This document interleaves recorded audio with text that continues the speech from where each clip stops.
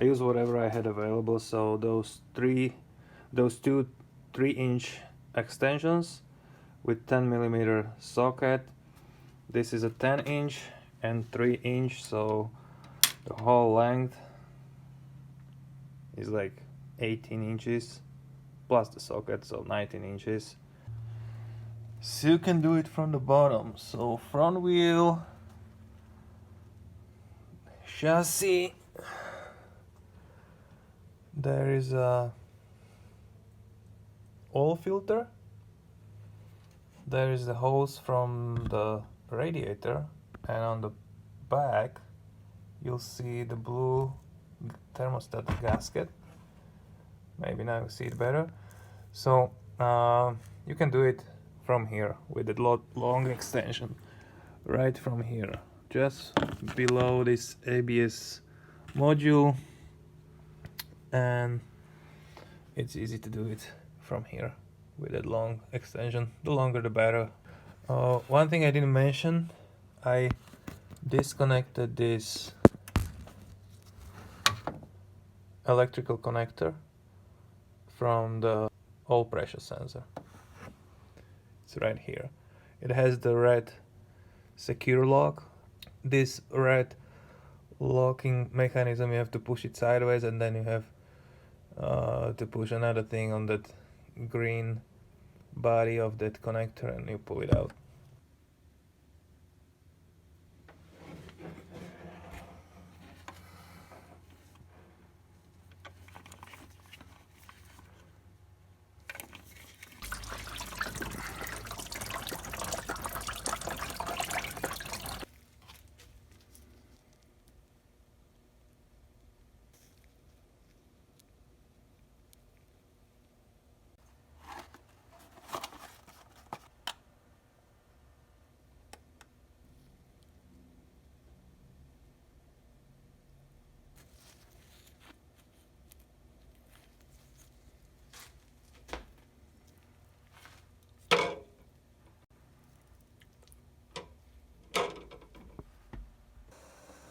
Je väčší.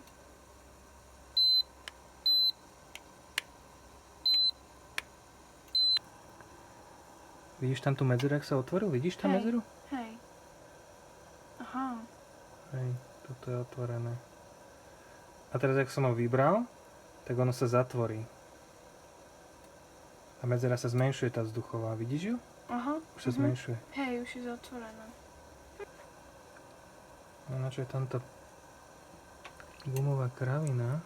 No, nevyzerá to otvorené. Tento je zároveň.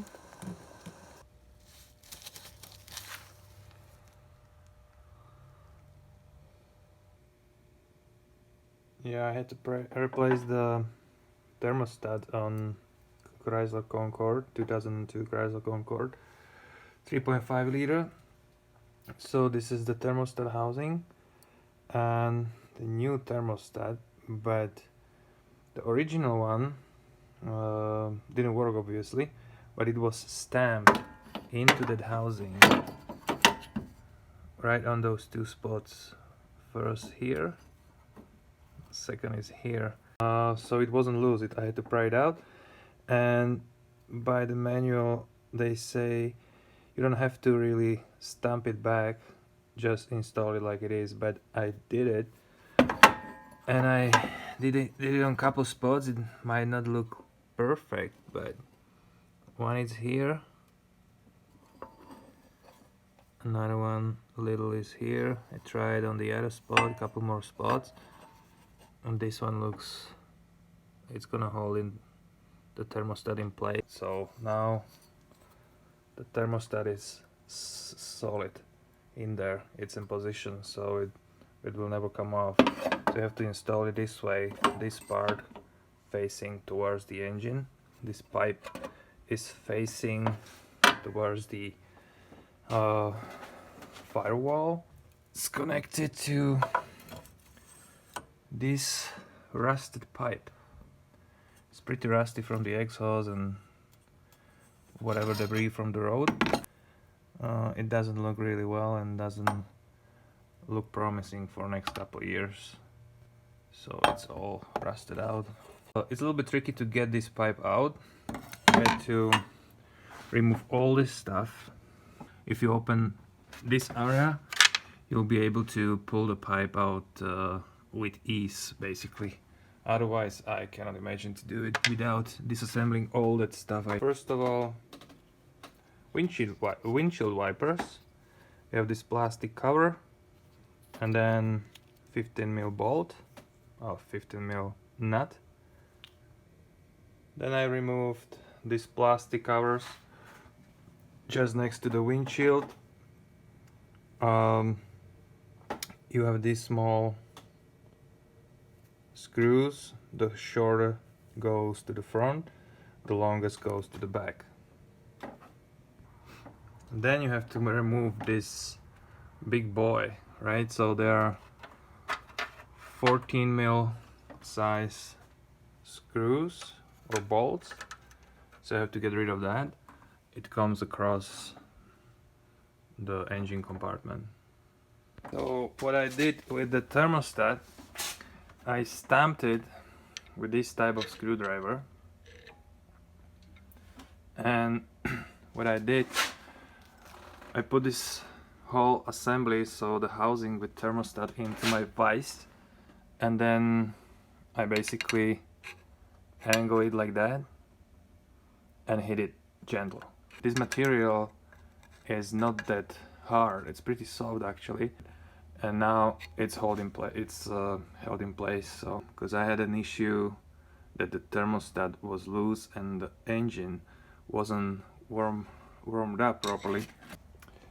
This thermostat housing has 2 holes which you have to tighten with 10mm bolts, 2 10mm bolts. The torque is 12 Newton meters, and I'm not gonna show you how I install it here probably, but it's pretty simple, straightforward. There is a oil filter in your way, so it's doable install this housing with the oil filter still on. It's way more room when you can get rid of that filter. If you are not sure which way to actually install the thermostat in the housing, because it can go sometimes both ways, obviously this is the bigger mass here, the mass made from copper or some different material than the body of the thermostat, so that mass should be facing towards the engine. What I use as a replacement heater pipe was a pipe from Dorman. This is the part number, and it's basically for these 3.5 liter engines. I have high output, but it might be even simple 3.5, 2.7. They have probably something different. It comes as an assembly, so you have pipe and hoses and clamps. I was able to pass the IQ test because it's pretty tight in that area, but you will be able to get that pipe in with hoses on it, so you don't have to disassemble hoses to get the pipe in there. It's a little tricky, but yeah, it's doable. There are a couple very tight spots for the hose clamps, so if you don't have the right tool or proper tool, I wouldn't approach this job. I use this type of hose clamp, which is for those spots where it's hard to reach. So basically, when you open the system, you see those 2 hooks. So when I pull on the handle, they squeeze. They don't work. They do not work perfectly because they cannot lock in that last position, so you have to hold the hose clamp, but it helped a lot in some situation. Then this type of adjustable pliers. These vice grips, this small version, were very useful in those tight spots. I like those. A couple times I used this long pliers, long needle pliers, and from the tool set I bought, there is another set. There is another hose clamp tool, which was sometimes useful, not really well. You can use it in a good, if you have a good access. If there is a tight spot, they are useless. So most of the time I use these small vice grips and this hose clamp. Yeah, I'm not gonna do like a very detailed instructional video, just an idea what I did, how I get into some tight spots. I disconnected everything what was in my way to get into a bolt, which I show you a little later. So this hose from the coolant reservoir, the bottom hose, which is with a bigger diameter down there. Then some electrical connectors, those two big ones. So we have to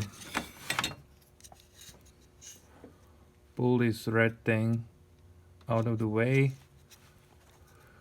push this clip and pull it out.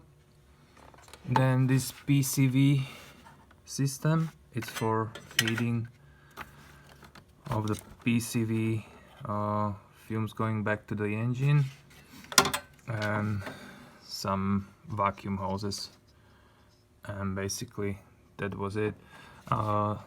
Here comes one more vacuum hose. Actually, it's not a vacuum hose, this is for the PCV as well. There is a bolt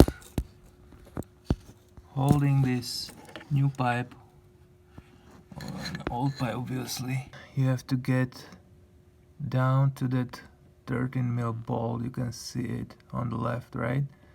So I just unscrew it all the way out when I was taking the pipe out of the engine, and then I installed this new pipe with new hoses instead. One thing which helped me out a lot, you see this bar, so there's a tie rod. It was on my way, so I turned the wheels all the way to the left, and then this tie rod went a little bit closer to the firewall, so I had a little bit more room between the engine and the tie rod.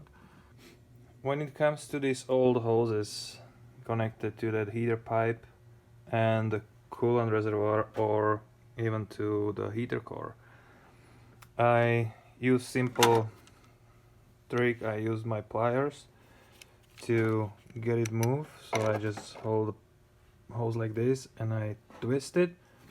It came loose. Only the one hose, which was connected to the heater core, I wasn't able to get there with anything I had available. So what I did, unfortunately, I have to say I hate to do it, but I have to cut the hose like that, and then I was able to pull it out. Just be careful. I believe the heater core material, the pipe which is actually facing from the heater core, I think it's made from plastic, so I scratched that. It is not that bad. Just be careful with your knife or utility knife or whatever you're gonna do it with, or maybe you get lucky and you can pull it out without damaging the hose.